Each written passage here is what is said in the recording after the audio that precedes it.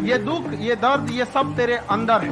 तू अपने बनाए इस पिंजड़े से बाहर निकल के देख, तू अपने आप में एक सिकंदर है। और जिंदगी हो या गाड़ी, जीतेगा वही जो टाइम पे गियर चेंज कर। अगर आपको राजा बनने का शौक है तो गुलाम की तरह मेहनत करना चाहिए। कभी कभी गुच्छे की आखिरी चाबी भी ताला खोल देती है।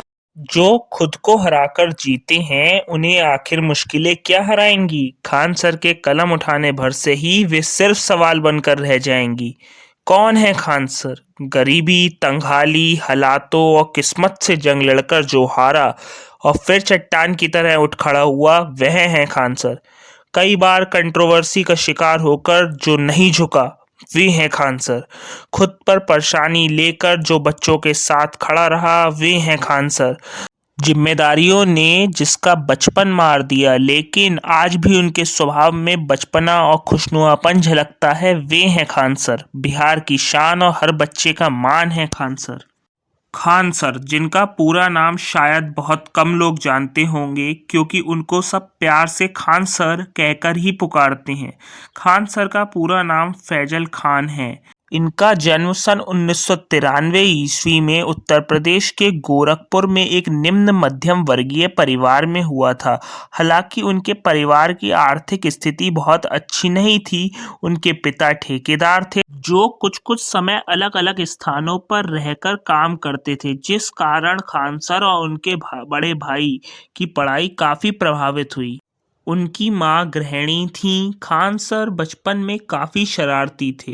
उनका आए दिन दोस्तों से झगड़ा हो जाता था। सारा सारा दिन वे गुल्ली डंडा और कंचे खेलने में बिताया करते थे। पढ़ाई में भी वह ज़्यादा अच्छे नहीं थे। इस कारण उनकी मां उनसे बहुत परेशान रहती थी कि ये आखिर करेगा क्या। खान सर ने अपनी स्कूली शिक्षा उत्तर प्रदेश के देवरिया स्थित भाटपार रानी के परमार मिशन हाई स्कूल से प्राप्त की। उस समय उनके घर के हालात इतने खराब थे कि अगर एक पेंसिल आती थी तो दोनों भाइयों को उसमें से आधी आधी बांट कर दी जाती थी। घर के पास एक स्कूल से खान सर और उनके भाई छुट्टी के बाद जाकर वहां पड़ी पेंसिल और कुछ खाली पन्ने इकट्ठे कर लाते थे, जिसे उनकी माँ बाद में सिलकर एक कॉपी बना देती थी। 8वीं कक्षा में आने पर खान सर को फौज में शामिल होने का शौक चढ़ा। इसके बाद वह लगातार उसकी तैयारी में लग गए।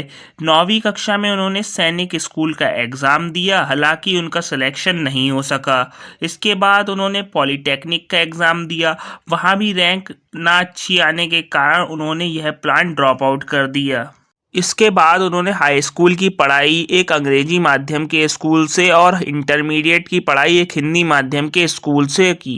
12वीं के बाद उन्होंने आईआईटी का एग्ज़ाम भरा, हालांकि सोते रह जाने के कारण वह एग्ज़ाम देने नहीं पहुंच सके। इसके बाद वह AIEEE में भी अनुत्तीर्ण हो गए। फिर उन्होंने सेना में भर्ती होने के लिए एनडीए की परीक्षा दी, जिसका रिटन एग्ज़ाम उनका काफ़ी अच्छा गया। एनसीसी होने के कारण उनका फिजिकल भी आसानी से निकल गया, लेकिन मेडिकल में उनका हाथ टेढ़ा होने के कारण उन्हें बाहर कर दिया गया। इसके बाद खान सर काफ़ी टूट गए। उनके सारे सपने चकनाचूर हो चुके थे। उन्हें पूरा विश्वास था कि उनका सेना में चयन हो ही जाएगा, इसलिए उन्होंने इसके आगे कभी कुछ सोचा ही नहीं था। हालांकि ज़िंदगी नहीं रुकती, समय बीता और खान सर भी आगे बढ़े। खान सर ने इसके बाद इलाहाबाद विश्वविद्यालय से बीएससी की। इस समय तक उनकी आर्थिक स्थिति बहुत बिगड़ चुकी थी। खर्चा बहुत ज़्यादा हो जाने के कारण वह बहुत परेशानियों में घिर गए थे। अब उनकी मदद उनके 3 दोस्तों सोनू शर्मा, पवन सिंह और हेमंत ने की। हेमंत की हालत भी काफ़ी हद तक खान सर जैसी ही थी। वह बच्चों को पढ़ाता था। उन्होंने खान सर को पढ़ाने के लिए प्रेरित किया। इसके बाद हेमंत उन्हें एक कोचिंग संस्थान लेकर गया, जहां उस दिन केवल 6 बच्चे ही मौजूद थे। खान सर ने उन बच्चों को पढ़ाया, लेकिन हम उम्र बच्चों को पढ़ाने के कारण वह उस दिन ज़्यादा अच्छा प्रदर्शन नहीं कर सके।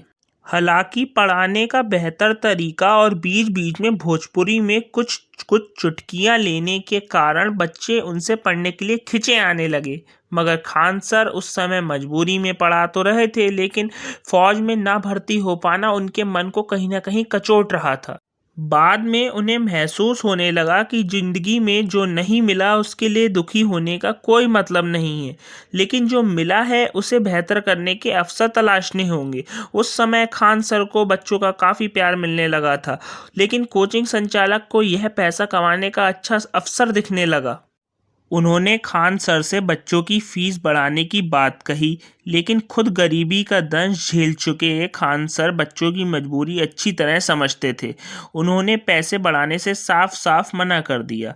इस पर कोचिंग संचालक बिगड़ गया और उसने सर से कोचिंग छोड़ने के लिए कह दिया।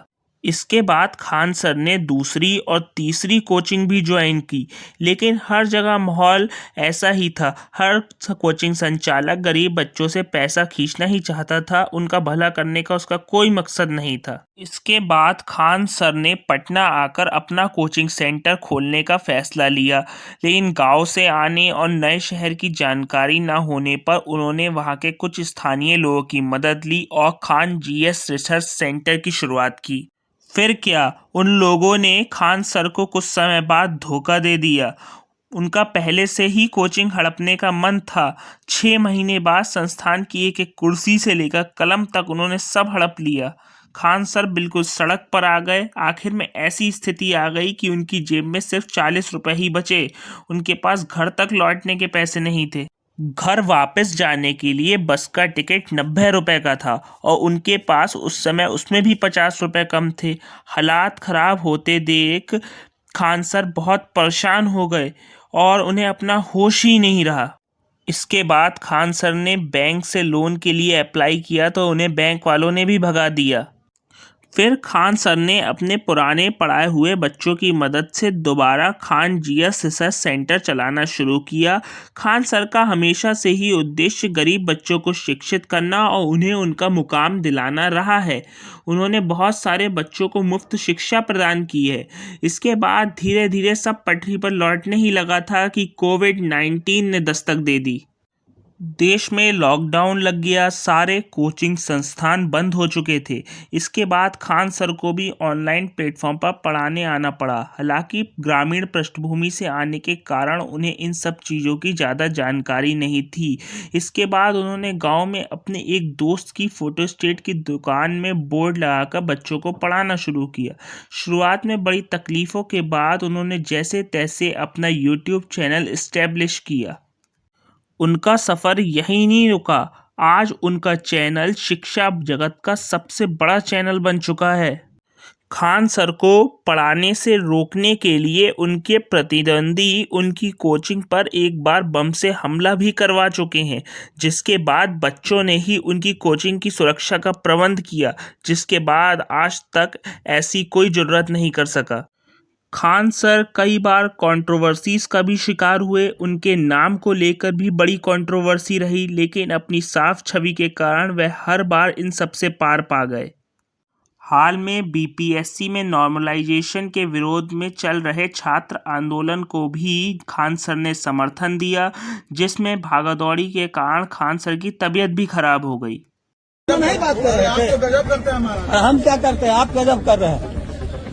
देखिए सर, वहाँ नहीं जाएंगे सब बच्चे, सब ना बात समझिए। अगर नहीं जाएंगे सब वहाँ बच्चे तो वो बात नहीं मानेंगे। हम लोग की मजबूरी समझिए। अभी है यहीं पर है, महिला थाना के आगे में है। ये कार्य हम बीपीएससी ऑफिस जाएंगे, बात कीजिएगा तो जी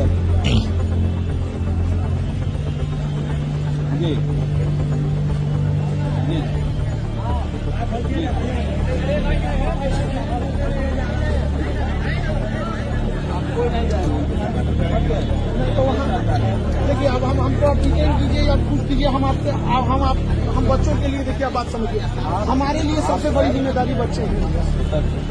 आप खाना चाहिए, अब हमको देखिए, हमको आप डिटेल करना। इस मामले में पुलिस ने उन्हें हिरासत में भी लिया, लेकिन बच्चों के प्रबल विरोध प्रदर्शन के बाद उन्हें छोड़ना पड़ा।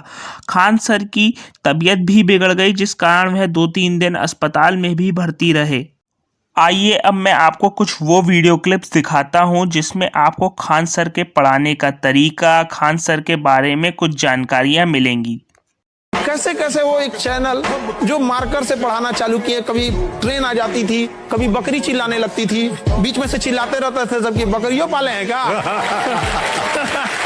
तो वहां से शुरू करके और आज पूरी दुनिया का सबसे बड़ा एजुकेशन चैनल मेरा है।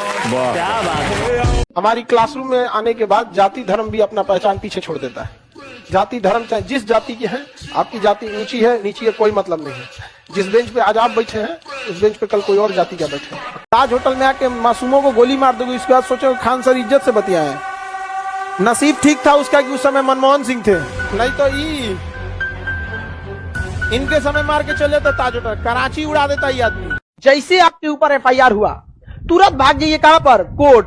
तब जज साहब पुलिस हमको गिरफ्तार नहीं की है, पहले ही आ गए हैं, देखिए कितना शरीफ है, हमको पहले ही जमानत दे दीजिए। तो उस समय न पुलिस वहां अवेलेबल है, न जिसको पीटे हैं वो अवेलेबल है, केवल आप अवेलेबल है।